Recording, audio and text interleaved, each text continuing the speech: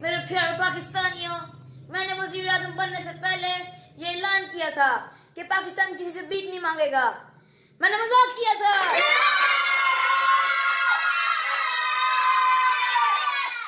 मैंने वादा किया था कि अंदरूनी मुल्क से लोग हमारे यहाँ नौकरियां करने आएंगे।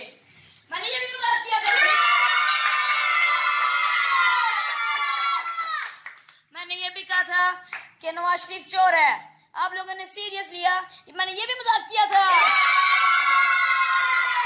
मजाक में इस्लामाबाद में जलसे किए, पूरे इस्लामाबाद को ब्लॉक किया।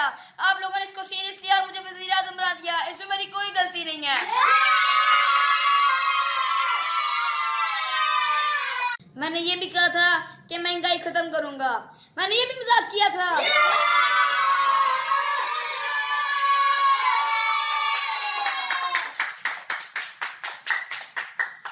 मैंने ये भी कहा था कि पेट्रोल 45 रुपए दूंगा। मैंने ये भी मजाक किया था।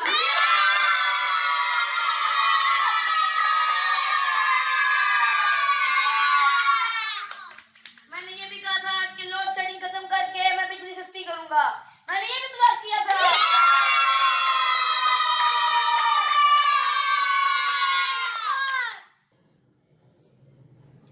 लेकिन जब मैं इक़्तिदार में आया तो मुझे पता चला जो मैंने आप सबसे वादे किए थे वो सब नामुमकिन है। मैंने ये भी कहा था कि नवाज शरीफ जरदारी को एनआरओ नहीं दूंगा। मैंने मजाक किया था।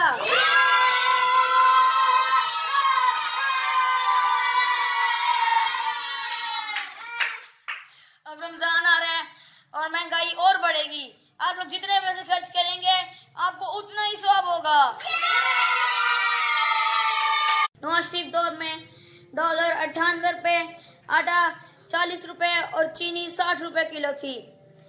अब डॉलर 160, आटा 60 और चीनी 70 रुपए किलो है। ये तब्दीली नहीं तो और क्या है?